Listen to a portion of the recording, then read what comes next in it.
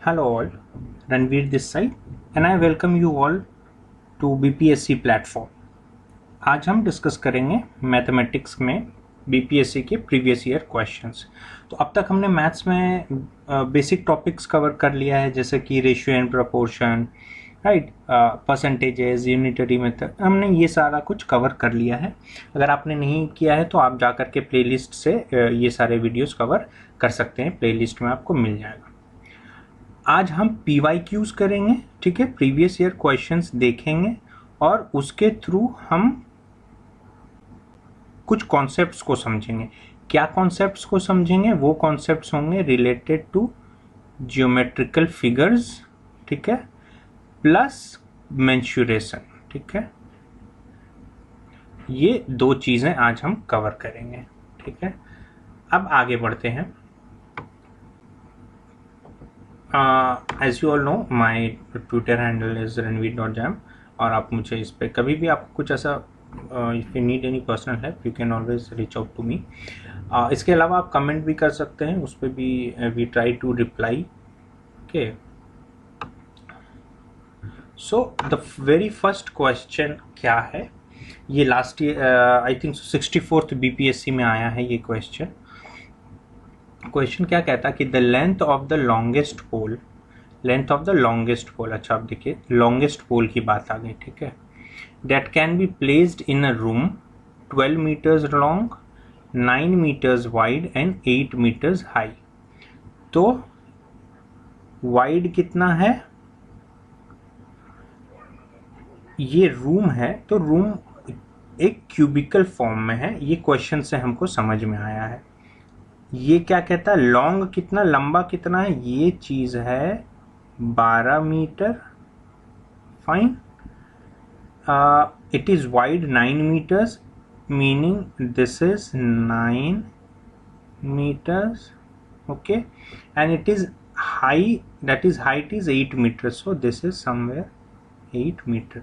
so figure ऐसा कुछ बनेगा हमारा, ठीक है, ये क्यूब का फिगर बनेगा ऐसा। आई होप आप सारे लोगों को ये फिगर दिख रहा है सही से, ठीक है। लॉन्गेस्ट पोल की बात आ गई है, तो हमेशा याद रखिएगा ऐसे ज्योमेट्रिकल फिगर्स में, क्यूब हो गया, क्यूबॉइड हो गया, ऐसे में जब भी आपको पूछेगा कि कुछ भी चीज़ जो कि लॉन्गेस्ट पोल या कुछ I want to place a ladder, ऐसे क्वेश्चंस में ऐसे कुछ पूछेगा, मकसद क्या होता है? सिंपल मकसद होता है आपको उसका डायगोनल निकालने का। ये जो लाइन आप देख रहे हैं ना, ये pink line, this is nothing but this is the diagonal, and diagonal will always be the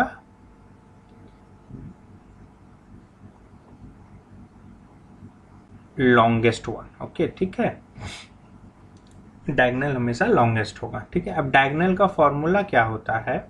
it is simple formula for a cuboid, under score L square, that is length का square plus breadth का square plus height का square, तो L square plus B square plus H square.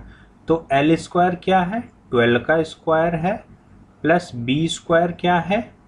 9 का square है, plus height कितना है? 8, that is 8 का square, और इन सब का अंडर रूट। तो if you will solve it, it should come 289। अब स्क्वायर एंड क्यूब रूट्स जब हमने पढ़ा था, मैंने आपको बोला था 1 to 20 तक याद रखेंगे।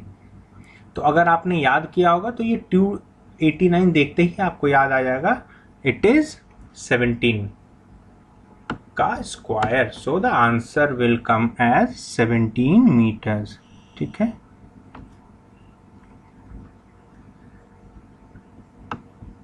अब नेक्स्ट क्वेश्चन देखते हैं।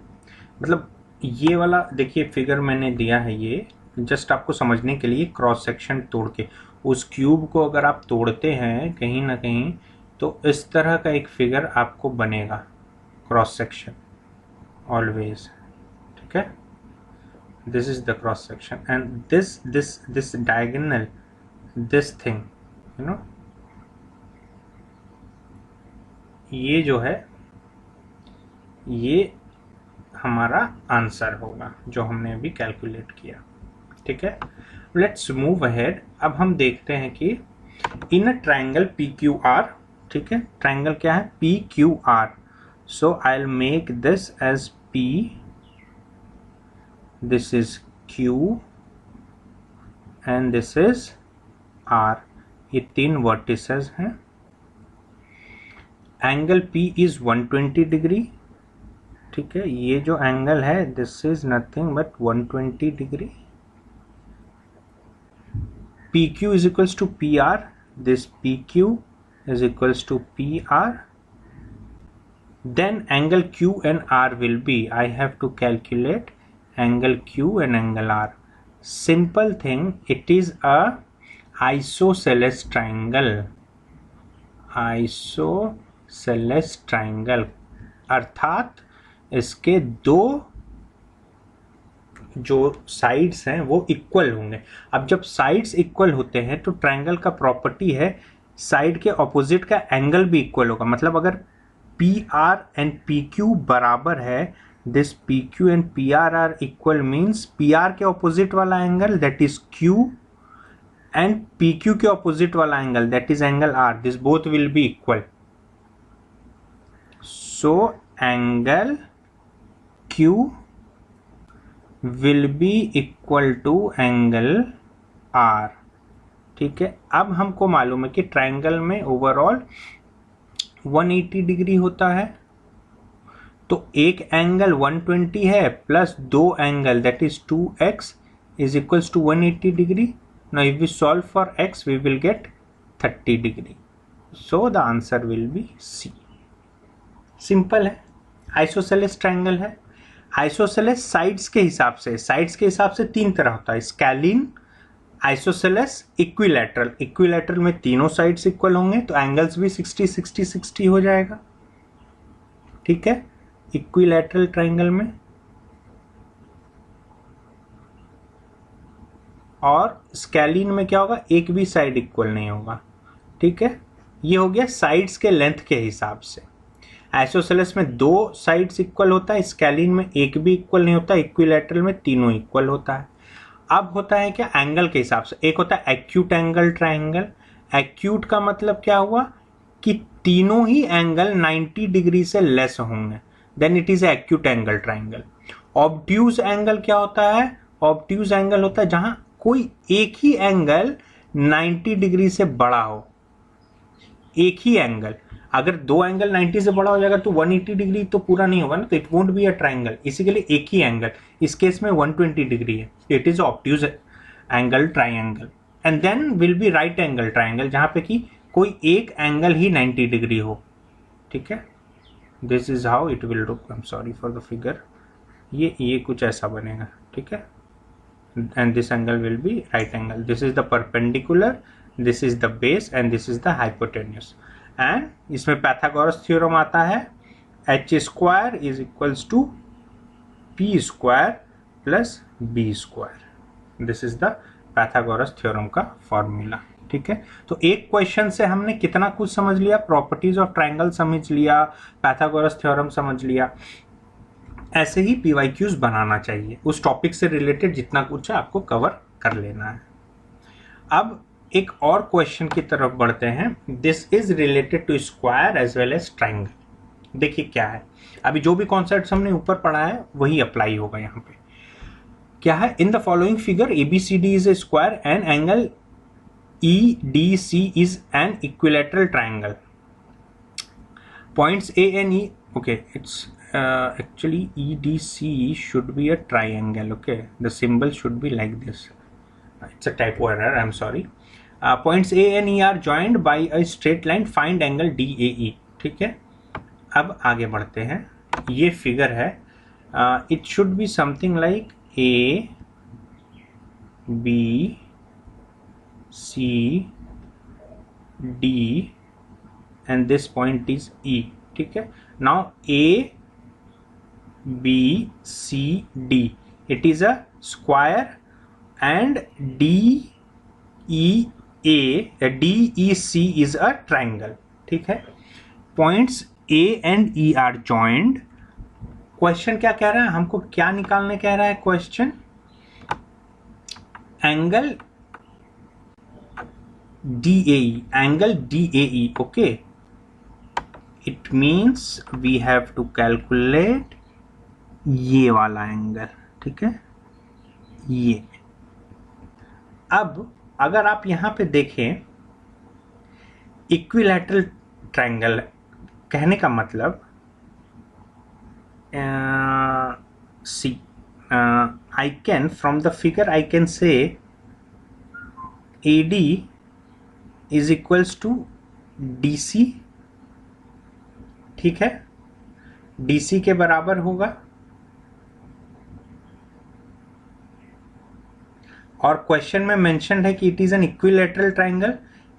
अगर इक्विलैटरल ट्रायंगल है इट मींस कि AD will be equal to DE,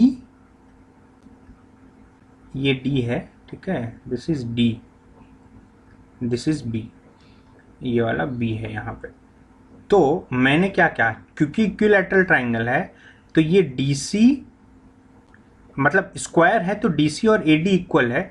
अब क्योंकि DC और AD इक्वल है और इक्विलैटरल ट्रायंगल है तो DE भी जो है वो AD के बराबर होगा इक्विलैटरल ट्रायंगल से, थ्योरम से वी कैन प्रूव। अब क्योंकि एक ट्रायंगल है जिसमें AD और DE इक्वल है, कहने का मतलब तो एंगल A और एंगल E ये दोनों भी इक्वल होगा। अभी हमने ऊपर देखा आइसोसेलेस ट्रायंगल है। अच्छा, ये एंगल हमको दिया हुआ है 30, I mean this will be 60 degree. कैसे? क्योंकि इक्विलैटरल ट्रायंगल है, ठीक है। So angle which angle EDC will be 60 degree. इस ये जो ट्रायंगल है, ट्रायंगल ECD, इस ट्रायंगल में सारे एंगल्स ही इक्वल होंगे, correct. So we can say that angle ADE is equals to 60 degree plus 90 degree. 90 degree क्यों? क्योंकि ABCD एक स्क्वायर है तो उस स्क्वायर में ये वाला जो एंगल है, angle ADC, which angle ADC is equals to 90 degree.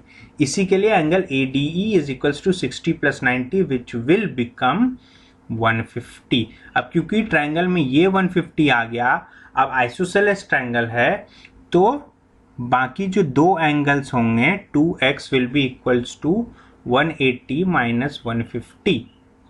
अब इसको सॉल्व कर लीजिए और यहाँ पे आंसर देख लीजिए, इट विल बी आंसर है 15 डिग्री। वेरी इजी, हमने ऊपर जो भी पढ़ा उसी चीज को यहाँ पे नीचे अप्लाई किया है। अब ये जो क्वेश्चन अभी हम करने जा रहे हैं, दिस इज वेरी इंपॉर्टेंट, इससे बहुत सारे कॉन्सेप्ट आपके क्लियर होंगे। हमको दो इक्वेशन दे दिया है, ठीक है, x बराबर 5 plus 3 cos alpha and y बराबर 7 प्लस 3 साइन अल्फा। ये पूछ रहा है ये इक्वेशन जो है किसके लिए है, ये पैराबोला है कि सर्कल है कि हाइपरबोला या पैरेलल लाइंस। अभी देखिए पैरेलल लाइंस नहीं होगा, पेयर लाइंस है, सॉरी, तो पेयर लाइंस नहीं होगा, इसको भूल जाइए। पैराबोला, सर्कल और हाइपरबोला का स्टैंडर्ड इक्वेशन क्या होता है वो आप याद रख लेंगे तो सॉल्व हो जाएगा, और ये आपको याद रखना होगा। अब मैं आपको थोड़ा थोड़ा एग्जांपल दे देता हूं कि शेप कैसा होता है। ये देखिए, this is nothing but this is a parabola का इक्वेशन। ये अगर y बराबर एक्स स्क्वायर होगा तो ऐसा ओरिएंटेशन होगा इस फिगर के जैसा, और y स्क्वायर बराबर x होगा तो ये ऐसा ओरिएंटेशन होगा, ठीक है। This is what the side gets turn. तो ये स्टैंडर्ड इक्वेशन होता है, किसका होता है, ये पैराबोला का इक्वेशन ऐसा होता है, ठीक है। अब इसमें कुछ बातें जानने के लिए हैं डेफिनेशन के लिए, जो कि मैंने यहाँ पे दे दिया है, आपका मन करेगा तो पढ़ लीजिएगा। क्या होता है पैराबोला में, पैराबोला में एक डायरेक्ट्रिक्स होता है, that is a straight line. ये वाला जो डॉटेड लाइन आपको दिख रहा होगा that is directrix. We have a focus, ठीक है, वी हैव अ फोकस। अब इस पैराबोला में कोई भी एक पॉइंट अगर आप ले लेंगे, suppose this point I am taking this point, and in graph I can point is as x, y, ठीक है। So the definition says that a parabola is a curve, okay, it is a curve, I can see, where any point is at an equal distance from. तो ये जो point मैंने लिया है x, y, this point will be equidistant from क्या? एक focus से, दूसरा डायरेक्ट्रिक्स से। मतलब ये फोकस से और डायरेक्ट्रिक्स से। सपोज फोकस का डिस्टेंस d1 है, डायरेक्ट्रिक्स का डिस्टेंस d2 है, so in that case we can say that d1 is equals to d2। This is nothing but a parabola, ठीक है। इसका डेफिनेशन है। हाइपरबोला क्या है? हाइपरबोला का इक्वेशन होता है, देख लीजिए यहाँ पे स्टैंडर्ड इक्वेशन है, x square upon a square minus y square upon b square बराबर 1। ये ऐसा कुछ होता है। इसमें क्या होता है? The definition says set of all points x, y in a plane, the difference of whose distances from two fixed point called foci is a positive constant। मतलब d1 minus d2 is a constant always, suppose k। कहने का मतलब क्या क्या होता है समझते हैं। यहां पे देखिए वही बात लिखा, d2 माइनस d1 या d1 माइनस d2 दो भी लिखिए, it is a constant. Foci क्या होता है? फोकस का प्लूरल होता है, मतलब फोकाई है कहने का मतलब मल्टीपल फोकस है। तो यहाँ पे बोल रहा है टू फिक्स पॉइंट, मतलब दो फोकस है, दो पॉइंट्स फोकस है, ठीक है। वर्टिसेस क्या होता है? अभी हमने पढ़ा, ये जो पैराबोला हमने देखा था, ये कुछ ऐसा पैराबोला, ये पॉइंट वर्टिक्स है उसका, ठीक है। तो यहाँ पे vertex are the points on hyperbola that fall on the line containing the foci, ठीक है। The line segment connecting the vertices is the transverse axis. Midpoint of the transverse axis is the center, and the hyperbola has two connected curves branches. अभी मुझे मालूम है आप में से किसी को कुछ समझ में नहीं आया होगा। आगे बढ़ते हैं और शेप देखते हैं। ये देखिए, ये डमरू शेप इज हाइपरबोला। ये ऊपर वाला एक ब्रांच है और ये नीचे वाला एक ब्रांच है। ये दो पॉइंट्स, ये वाला पॉइंट और ये वाला पॉइंट, ये वर्टिसेस है। इन दोनों पॉइंट को जोड़ने वाला लाइन इज ट्रांसवर्स एक्सिस। इस लाइन का सेंटर इज सेंटर, और यहाँ पे दो फोकस है जिसको कि फोकाई कहते हैं।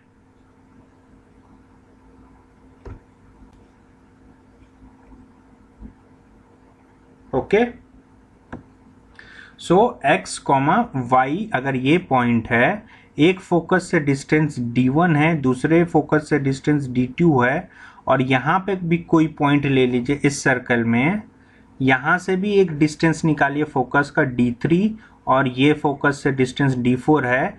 तो d1 minus d2 minus d1 and d3 minus d4 will always come as a constant. This is what is the definition about hyperbola. और सर्कल का क्या होता है? यहाँ पे क्योंकि थोड़ा सा ऑफसेट हो गया इसलिए h और k यहाँ पे कुछ कांस्टेंट्स आ गए हैं। Okay, I am sorry.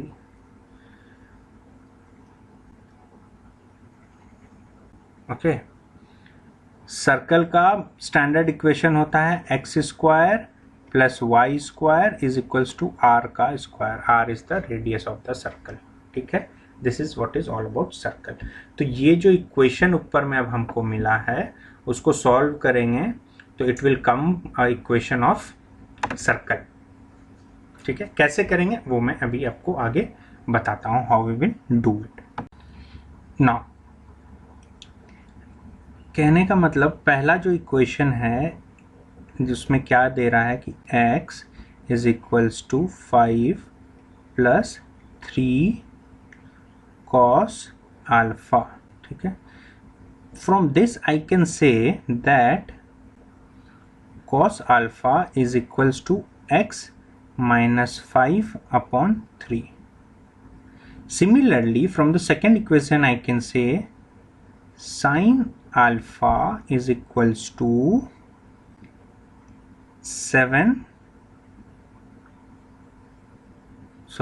y minus 7/3, ठीक है। Now from trigonometry there is a very famous formula, sine theta square plus cos theta square is equals to 1। अब साइन अल्फा और कॉस अल्फा आपको पता है यहाँ पे, और if you go and equate it to 1, that is x minus 5/3 whole square plus y minus 7/3 का whole square is equals to 1। अब आप बोलेंगे ये तो हाइपरबोला दिख रहा है। इट्स नॉट हाइपरबोला, इसी के लिए कन्फ्यूजन के लिए दिया है। इसको अगर सॉल्व करेंगे तो it will come x minus 5 का स्क्वायर प्लस y माइनस 7 का square is equals to 9। So this is a equation of a circle, ठीक है। 5 और 7 जो ऑफसेट है, इसलिए मैंने सर्कल के केस में आपको इक्वेशन वैसा दिखाया ताकि आप समझें। ये वाला जो इक्वेशन मैंने दिखाया, ठीक है, this equation is it not of this form, x minus h का square plus y minus k का square is equals to r का स्क्वायर, इसी फॉर्म में है, ठीक है। Let's go down see another question regarding circle. ये जो है थोड़ा स्पेस बना लेता हूँ मैं कैलकुलेशन के लिए, ठीक है। क्वेश्चन क्या कहता था, if half diameter of a circle is increased by 2 times then the percentage increase area is. Area के बारे में हमसे पूछ रहा है, ठीक है। ओह माय गॉड, पेन क्या हो गया, ठीक है। चलिए ना, हाफ डायमीटर क्या होता है, रेडियस होता है। कहने का मतलब diameter is equals to 2 into radius, ठीक है। अब क्या कह रहा है कि अगर रेडियस को 2 times कर दिया जाए तो एरिया कितना बढ़ता है। अब सर्कल का एरिया का फॉर्मूला होता है पाई आर स्क्वायर, ठीक है। Suppose we have radius r1, ठीक है, एंड द रेडियस r2, दो सर्कल बन रहे हैं। The relation between r1 and r2 is r1 is equals to twice r2। वही कहना चाह रहा है क्वेश्चन। एक में क्या हो जाएगा, पाई r1 स्क्वायर हो जाएगा एरिया, और जब इंक्रीज हो जाता तो क्या हो जाएगा, पाई r2 स्क्वायर हो जाएगा, ठीक है। कहने का मतलब ये क्या हो जाएगा, पाई r2 का होल स्क्वायर, मतलब 4 पाई r2 स्क्वायर, और यहाँ पे क्या हो जाएगा, पाई r2 स्क्वायर। ये एरिया उतना ही रहेगा। ये जब रेडियस इंक्रीज हो जा रहा है तो एरिया 4 टाइम इंक्रीज हो जा रहा है, तो परसेंटेज इंक्रीज कितना होगा, 4 पाई r square minus pi r square upon base क्या हो जाएगा, ओरिजिनल सर्कल का एरिया पाई है, क्योंकि इसके रिस्पेक्ट में ही इंक्रीमेंट हो रहा है। This whole into 100, so it will be 3 pi r square upon pi r square into 100। It should be 300%। Percentage use हुआ यहाँ पे। सो बेसिक्स हमेशा स्ट्रॉन्ग रखना है। अब ये जो क्वेश्चन है इसको देखिए, हमने तो पाई आर स्क्वायर बोल दिया सर्कल का एरिया, ठीक है, बट एक्चुअल में क्या होता है, it is pi r square theta upon 360 degree. Circle के केस में this theta becomes 360 degree, therefore it is pi r square. यहाँ पे क्या कह रहे थे, सर्कल का half radius 7 centimetre and has a sector with 120 degree angle. Area of sector is, sector क्या होता है, ये अगर एक सर्कल है, यहां से ये जो आया ना, this whole area is sector. अब इसको कैसे लिखेंगे, ये वाला जो निकला, this thing is a sector. इस सेक्टर में क्या कह रहा है, ये 120 डिग्री है, आर हमको मालूम है 7 सेंटीमीटर, एरिया कितना हो जाएगा, पाई आर स्क्वायर, मतलब कि 7 स्क्वायर इंटू थीटा कितना है 120 डिग्री अपॉन 360। इसको कैलकुलेट कीजिए, आंसर मिलेगा ऑफिशियल की के हिसाब से। I think so answer is a. ठीक है, सो ये चीज़ें PYQ में आया, तो ये चीज़ आपको मेंसुरेशन में, ज्योमेट्री में मालूम होना चाहिए। आप मकसद समझिए कि वो कौन कौन टॉपिक से क्या क्या सवाल पूछ रहे हैं बोर्ड में। ठीक है, ये इंपॉर्टेंट होना चाहिए आपके। ठीक है, so that's all for today, thank you so much, bye bye.